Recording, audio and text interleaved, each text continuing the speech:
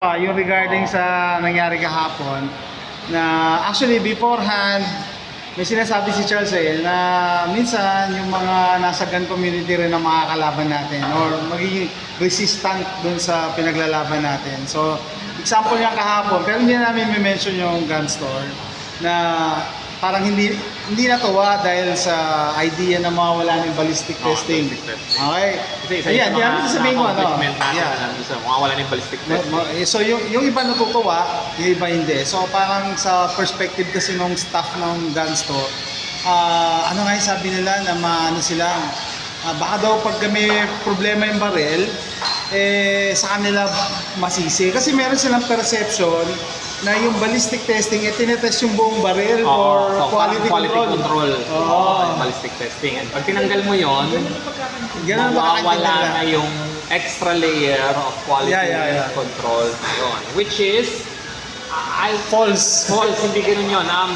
The ballistic testing is used to take the ballistic fingerprint. Para magkaroon ng ID, yung identification yung barrel Magkakaroon. So ipo-profile nila yung cartridge at yung round na finire doon. And then, yun yung gagamitin nilang basis pag nagkaroon ng crime involving that firearm for, for additional evidence for prosecution. Which is, hindi natin pwedeng gawin kasi yun guys pagbago yung baril Kasi ang ballistic fingerprint ng baril, yung rifling. Yung rifling niya, tsaka yung yung imprint niya doon sa cartridge case at primer, nagbabago yon as mechanical wear and tear takes its toll on the gun over time. Yes. Okay, so nagbabago yon. Hindi to yung parang CSI sa pelikula lang yan. Sa mga pelikula lang nakikita yon, yung lahat ng mga pag na-recover yung basyon, nagmamatch, o na-recover yung bala, nagmamatch. Well, syempre, pag pinutok mo yung baril at yung baril nakuha mo the next day, malamang magmamatch yun. Pero pag kinuha mo at the start ng buhay ng baril and then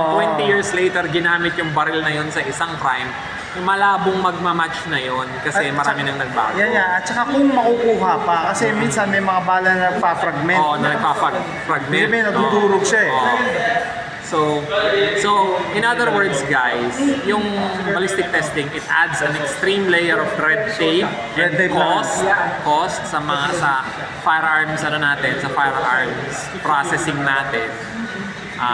At yung cost na yon ay napapasa both sa atin at doon sa mga gun dealers and manufacturers. So mas matagal, additional red tape, mas gastos. Ilan lang yung nagbabalistic testing? Ilan lang yung nagbabalistic. Napakalaki niyang bottleneck sa buong Pilipinas. Kasi lahat ng firearms binabalistic testing. Pati yung sa military. Binabalistic libo-libo ino-order nila, babalistic testing yan. Pero mo, babalistic test mo. May nag-order ng 50,000 rifles, babalistic test mo. So yung mga baril, ipipila yan. Ipipila lahat yun. Tagal nun. So yun yung point. Ultimo nga yung mga naka-display daw pati mga naka-display. Babalistic test ulit, diba?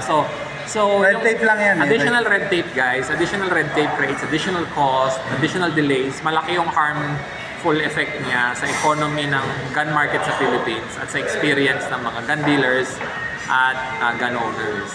So matatanggal na yon sa SB 2895. Pero meron pa rin naman tayong yung stenciling.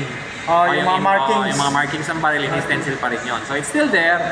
Meron pa rin silang profile no. May record pa rin yung baril mo. Meron pa rin record. Pero yung ballistic testing, mawawala na yun. Pero, kasi parang tayo lang yung bansa, Jason, Pilipinas na alam ko na nagbabalistic testing right from the get-go. Alam ko sa US, hindi nila ginagawa yun. Binabalistic test lang. Sa CSI. Sa CSI. Pag nakuha na yung baril after a crime has been committed. Kasi fresh pa yun yung fresh pa. Not, 20 years or 30 years before a crime is committed. So yun yung napansin namin kasi merong may mga gun stores na somehow na yung staff nila hindi pabor sa pagtanggal ng ballistic testing, which is hindi siya I think we can talaga guys I think we can move on from ballistic testing na kasi red tape lang talaga siya guys. It really doesn't help sa mga crimes and all that. Lalong-lalo na if you're gonna take it at the start of a firearms sale. Diba? Hindi pa doon sa pag-firing sa kanya. So share ko lang yung nangyari. So ako talaga, in-explain ko na ma'am, hindi po totoo yan. Kasi ganyan. So binibiro ako ni Guns Pinoy kahapon. Sabi niya, akala ko Jason, hampasin mo yung table Mali yan. Ay hindi. Sabi ko, kailangan i-educate mo kasi, pero kung tutuusin, hindi natin trabaho yon to educate their staff. Dapat yung owner. Kaya inakbayan ko si Gunsmith kasi meron siyang gun store, di ba? Kaya dapat, kung may gun store ka, i-educate mo yung staff mo. Kasi iba yung pananaw nila contradictory sa tama sa totoo. No? Akala nila, pag binabalistic testing, kino-quality control na, oy, okay tong baril na to, wala tong problema, hindi ka magja-jam dito, magpa-function ko. In reality, puputok lang niyan, isa, dalawa, tatlo maximum na yun siguro, no? Kasi malambala. Tapos i-record lang yung grooves niyan, yun lang yun. At saka, usually, yung mga bago, either kahit anong gamit, hindi pa naman yan lalabas yung sakit niyan sa 3 putok Hindi lalabas. No? Kung sakali ang sagot sa akin kasi nung gun store staff, kasi sir, pagka baka mamaya may problema, pag wala ng ballistic testing, kami ang sisisi. Oo, hindi naman, ko, di ba dapat manufacturer na may problema dyan? Sir, may yung iba hindi raw nakakaintindi. Kasi sila daw ang sisisi. Pero kung tutusin talaga, retail lang sila talaga. Wala silang kinalaman sa manufacturing ng baril. Di ba? Ng quality ng baril. No? Kasi dito sa Philippines, mahirap magpaayos ng warranty, pagpa-warranty. Pagpa-warranty kasi ibabalik pa yun sa ibang bansa. Ang gastos nun, dami mo pang permits na i-secure, lalo na sa customs and PNP-FEO. So, I get it na syempre gusto natin lahat ng layers ng quality control ay nag-i-exist. Pero mali kasi. That's the purpose of ballistic testing. Hindi talaga quality control ang tinitignan nila doon. Kasi even if nag-ballistic testing ka at nagka-stoppages ka, pasado pa rin sa ballistic testing. Yeah, papasa yan. Papasa pa rin yan It's fired around. Okay, hindi niya i-check yung basyo ng maayos. Just to go ahead and say it's okay. They're not gonna care. Kasi ang nila, i-record lang naman yung i-record lang naman yung basyo at yung basyo, tsaka yung bala. Di ba? So again, as it shows na talaga Jason that we still have a long way to go towards talaga making sure that everybody is properly informed and educated. Gun education is the key talaga, no? Kailangan lang natin educate. Totoo. And hindi kami naninisi ng kahit sino dito sa video na to. Kasi sabi ko baka hindi nila alam talaga. Hindi nila alam. That's totally okay, guys. Maganda nga na meron tayong mga ganitong discussions para at least makita natin kung nasaan tayo. Yung ibang perspective, makita natin. Perspective. Kung nasaan tayo at kung saan din natin gustong kung saan tayo, kung saan ano yung gusto nating marating as time goes on. And I can tell you for a fact that we still have a lot of gun education to do. Yeah, tama. Hindi tayo pwede magpahinga dahil pumasa na yung natin, amendment. Pumasaan, all of the problems will magically go away. Sabi mo nga kanina parang start pa lang So marami pang ma-encounter. Marami pa tayong gagawin, guys. And we have to really go far and exert more effort into making sure that everybody is knowledgeable talaga dito sa mga bagay na to. At ano yung what ballistic testing is and what it isn't. Tama. So lilinawin lang namin kung para saan talaga yung ballistic testing. Hindi po yan ginagawa para masigurado maganda quality ng baril nyo. Hindi yun gano'n. Wala silang pakialam. And I think that dealers should be very happy.